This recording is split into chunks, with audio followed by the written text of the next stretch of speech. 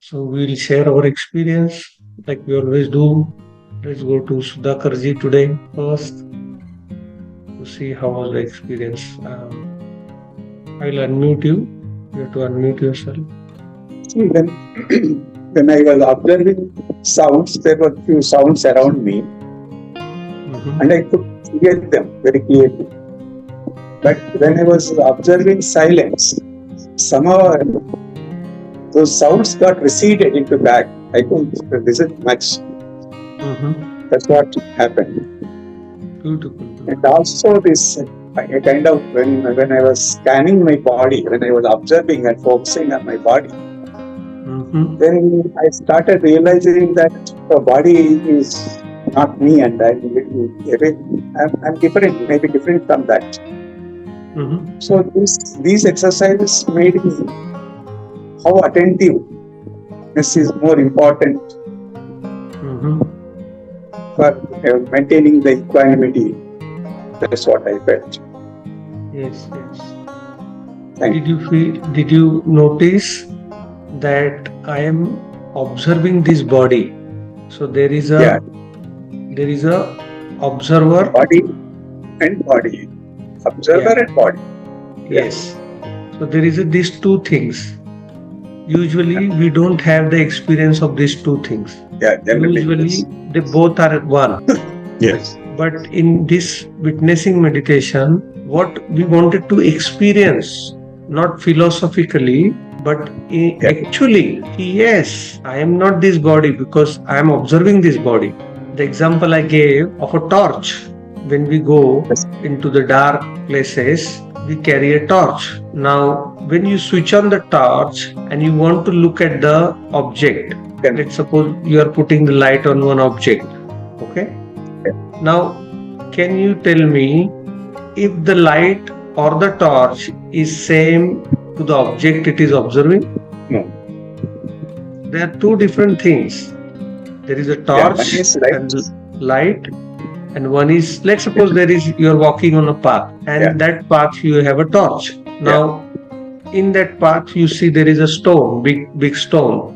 Now you put the light on that and you see the stone. Now tell me, is the light and the stone are the same or they are two different things? Light and the stone are same. No, not philosophically, in actuality. So they are different. Light is different.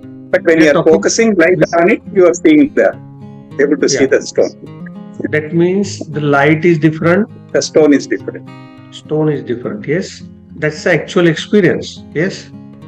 So what does that tell me? Ki whatever I can see, I cannot be that. Yes. So let's suppose I can see my thoughts. That means I am not the thoughts. I can see my body from within, not in the mirror. I can see my body sensation. That means I am not this body sensation. So who am I? I am that faculty through which I can observe. Yes. In this case is the awareness, because let's suppose if I am unaware, or let's say use word consciousness. If I am unconscious, like in our sleep we become unconscious. Now, can you in your sleep observe your body? We cannot, because we are unconscious. So in consciousness, I am that consciousness by which I can observe my body. Now tell me, my eyes look at the stone. Is my eyes looking at the stone, or because I am conscious, my consciousness using my eyes as a faculty to look at the stone? My consciousness. Correct. That means I am that consciousness which uses this body and the faculties of the body to experience the external world. Yes. But so eyes and hands, nothing you're doing. It's the consciousness which makes us to feel things around us. Yes. Is it okay? So that means I am this consciousness or awareness which resides in this body. Yes. Which uses the faculties of the body, like five senses, like my ear. Is my ear hearing or the consciousness is using my ear to hear the things? Consciousness is using the ear. Yes. But in normal day-to-day life, we think that these five senses and this body is me. Yes. But in fact, there is a big mechanism happening behind the scene. Yes. So whatever is appearing on that theater, on the movie, the movie screen, is actually not happening on the screen. It is being projected from the projector. Yes. Yes. So my consciousness is the projector, Yes. which makes this world appear as a movie. When you turn on the projector, I cannot experience anything. Yes. So we have to create a distance between who I am and who I am not. Yes. So let's suppose I am this consciousness and this body I can observe, this mind I can observe. Now tell me, any problem we have in our life, does those problem belongs to consciousness? They belong to consciousness. Any problem I encounter, either they are problems of my body or the problems of my mind. But the consciousness can never have any problem. If you take any example of any problem, they either belong to the body or they belong to the mind. But it is the consciousness which makes us to feel. No? We feel that, we experience that. Like we experience pleasant sensation and we experience unpleasant sensation. Consciousness uses our body but let's suppose if I am having fever, is my body having fever or the consciousness is having fever? Body is having fever, but consciousness is making us aware of that there is a fever. Is it? So consciousness is separate. Yes. Okay. So consciousness may experience that there is some virus in the body. Yeah. But that virus is in the body, not in the consciousness. Yes. So when you separate yourself as a consciousness, as a witness, what happens is there is a distance. And in that distance, you can observe everything and you realize that it's not my problem, it's my body's problem or my mind's problem. And you will act on it and you will get it corrected. But at the same time, you will be at peace.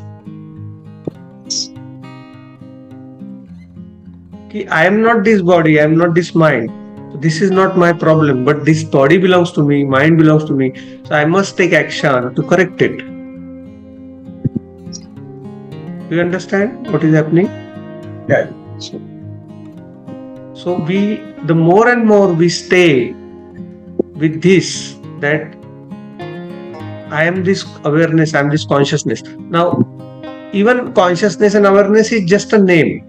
Basically, we cannot give any name to that which is observing. Yes. It is beyond name, color, shape and form. We cannot describe it, what that element is. But in normal term, we have to give it a name. But in actuality, we cannot give it a name. So various people have given various names to that quality which uses this body and mind to experience the world. Some says it's a being, some says it's a consciousness, some says it's awareness, some says it's stillness.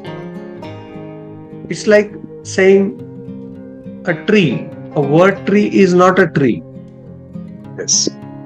So the actual tree is different, but if you look at, you say tree, but if you go close to the word, a tree is not the tree. The word tree is just a mental construct in your mind, but actual Yes. tree is different. So the word tree is not how the actual tree is. Same way, I can say that awareness and consciousness, but those are just a word, they are not the actual thing, Yes. Yes. because we cannot give name to it. Now, throughout the day, if we maintain this, I am the observer of everything happening. I am the observer of not only the outside world, but I am also the observer of what is happening inside. That is called witnessing.